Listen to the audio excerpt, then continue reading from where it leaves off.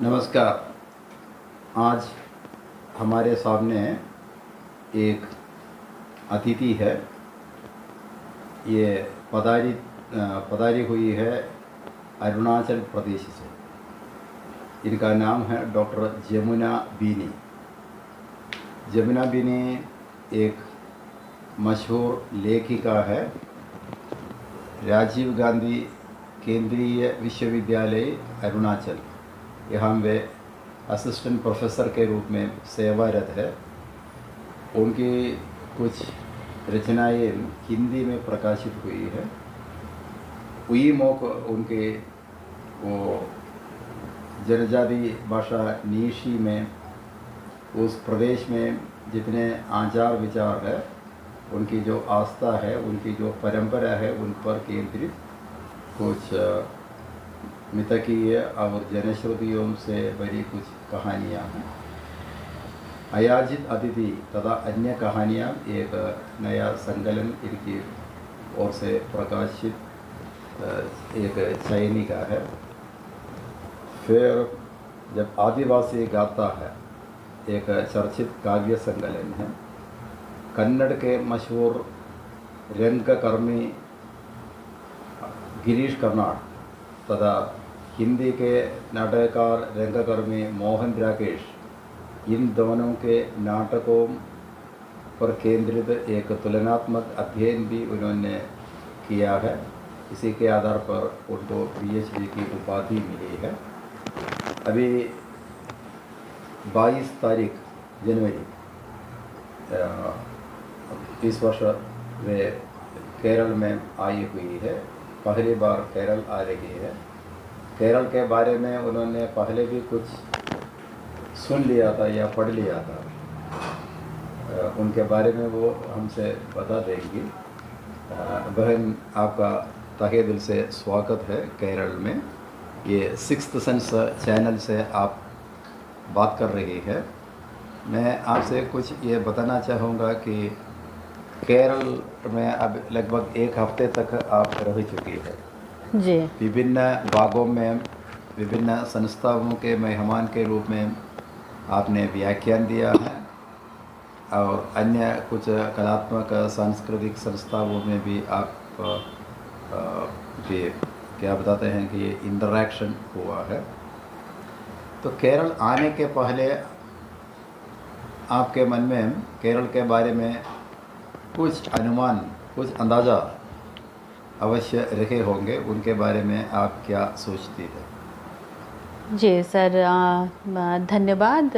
मेरा आपने इतना सुंदर परिचय दिया और धन्यवाद इस चैनल का भी। ये केरल में मेरी प्रथम यात्रा है। इससे पहले मैं आंध्र प्रदेश और तमिलनाडु आ चुकी हूँ, लेकिन ये केरल का पूरा प्रदेश मुझसे छूटा हुआ था।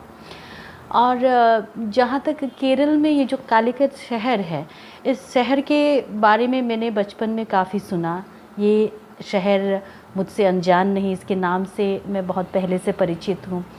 हम जब स्कूल में पढ़ते थे तो हमारी इतिहास की किताब में वास्को दी गामा प्रसंग जहाँ आता है, वहाँ ये लिखा गया था कि वास्को दी गामा ने इस सरजमी पर सबसे पहले कदम रखा। तो इस तरह से स्कूल में जब क्विज़ कंपटीशन होता था तो हमने याद करना होता था कि वास्को दी गामा किस जगह और किस वर्ष उन्होंने अपना कदम रखा, कहाँ वे प्रथम बार आए। तो इस तरह मैं उस कालीकट शहर से, मैंने जैसे कहा, बचपन से एक उसके साथ एक वाबस्ता या फिर उससे मैं परिचित रही हूँ, लेकिन आना कभी नहीं हुआ। इस बार भाषा समन्वय वेदी संस्था के कार्यक्रम के मार्फत, इसके कार्यक्रम के माध्यम में यहाँ पहली बार मैंने शिरकत की है और मुझे बड़ा अच्छा लग रहा है। और एक बात मैं कहना चाहूँगी, जैसे पूर्वोत्तर को लेके कई सारी भ्रांतियाँ हैं कि कई सारी, उन भ्रांतियों पर हम बहुत विस्तार से चर्चा नहीं करेंगे, वो एक अलग विषय हो जाता है। इसी तरह से दक्षिण भारत के जितने प्रदेश हैं, उसे लेके एक भ्रांति ये है कि जैसे हमने भी इस तरह की बातें सुनी थी कि ये दक्षिण वाले हिंदी का बहुत विरोध करते हैं, ये हिंदी पसंद नहीं करते, हिंदी नहीं चाहते, हिंदी में इन लोग बोलना भी, ये बोलचाल या वार्तालाप उसमें अधिकांश पसंद नहीं करते। तो इस तरह की कुछ, जैसे मैंने कहा, भ्रांतियाँ मैंने भी सुनी हुई थी, लेकिन यहाँ आने के बाद ये सारी जो भ्रांतियाँ हैं वो एकदम से ध्वस्त हो गई। जैसे सर ने अभी विस्तार से ये बताया कि मैं 22 तारीख से जो 26 तक कई अनेक संस्थाओं में, जैसे ऐसी संस्थाएं हैं, साहित्यिक संस्था, भाषा समन्वय वेदी संस्था तो साहित्यिक संस्था है ही, और उसके बाद जैसे कला को समर्पित संस्थाएं, फिर यही नहीं और भी, जैसे आज मैं ग्राम पंचायत में गई और वहाँ जो जनप्रतिनिधियाँ हैं उनसे मुलाकात की, ये बड़ा अच्छा लगा। ये जो चलानूर जो ग्राम पंचायत है, वहाँ हिंदी में एक, जिसको कहेंगे कि जो बेसिक है, जो एक बुनियादी, वहाँ उन लोगों ने हिंदी साक्षरता मिशन चलाया हुआ है, और ये मिशन इतना ज़्यादा सफल हो, तो यहाँ आके कि नहीं, कि केरल के लोग काफ़ी ग्रहणशील है। जिस तरह से कहा कि ये बड़े त्यागते हैं, त्याग मतलब कि हर जो अपना नहीं है उसका परित्याग कर देते हैं, बल्कि मैं यहाँ आई तो बिल्कुल इसके उलट मुझे कि ये बहुत ही ग्रहणशील है। मलयालम तो ये तो बोलते ही हैं, मलयालम तो ये तो बोलते ही हैं।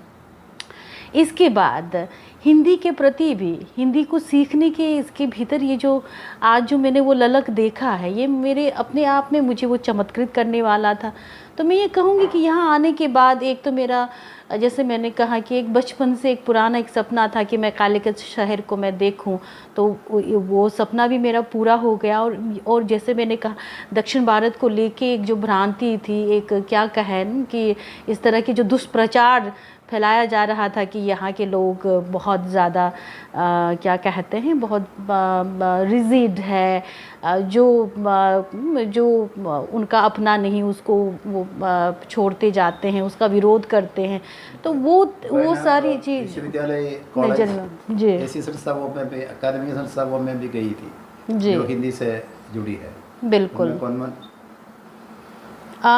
मैं सर वहाँ कैलिकट यूनिवर्सिटी, हम लोग कैलिकट यूनिवर्सिटी गए। कैलिकट यूनिवर्सिटी में वहाँ एक रेडियो टॉक था, एक रेडियो पर एक इंटरव्यू था, वो भी हमने, और उस रेडियो टॉक में तो ख़ासकर यही कि अरुणाचल प्रदेश का एक भौगोलिक, सामाजिक, ऐतिहासिक, सांस्कृतिक परिचय कि वहाँ का भूगोल कैसा है, समाज कैसा है, क्या प्रथाएं हैं, क्या आस्थाएं, उस पर काफ़ी एक विस्तार से हमने बात की। और उसके बाद जैसे राष्ट्र गवर्नमेंट कॉलेज में, हाँ, कालीकट गवर्नमेंट कॉलेज में मैं वहाँ गई।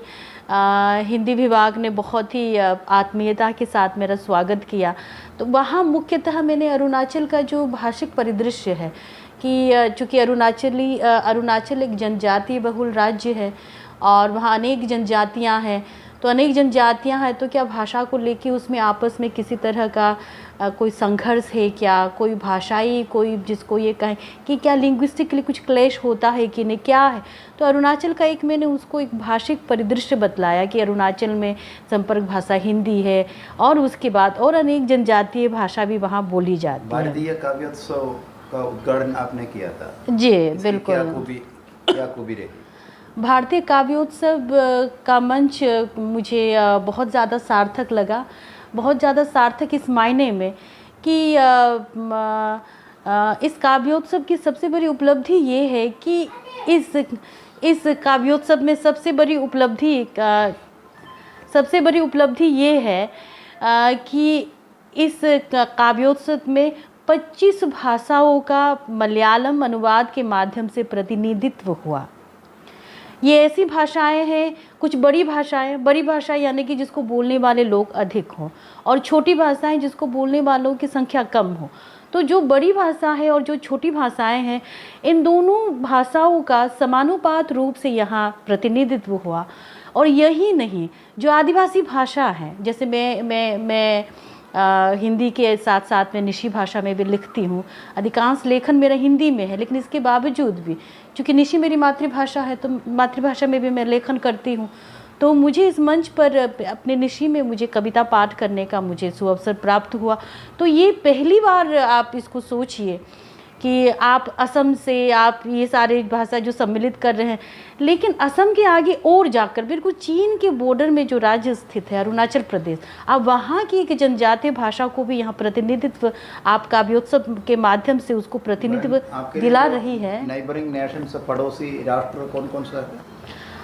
हमारे वहाँ सर ये हम लोग म्यांमार और उसके बाद में भूटान और चाइना इसके साथ बॉर्डर शेयर करते हैं। चाइना मतलब जो तवांग का जो इलाका है उसको तो चाइना साउथ तिब्बत कहते हैं, वो तो चाइनीज़ के इस कब्जे में है, मतलब ऑक्यूपाइड। तो इन तीनों के साथ, ये जो 3 कंट्रीज़ के साथ हमारी सीमाएं लगती हैं। पड़ोसी राज्य में हमारा पड़ोसी राज्य है असम, और उसके बाद नागालैंड हमारा पड़ोसी राज्य है। और असम की जहाँ तक बात करें, असम में भूपेन हज़ारिका के बारे में आप सभी जानते होंगे। असम में 3 महापुरुष हुए, एक है शंकरदेव, दूसरा है ज्योति प्रसाद अग्रवाला और तीसरा है भूपेन हज़ारिका। इन 3 महापुरुषों के प्रति असम के लोगों में अपार श्रद्धा है।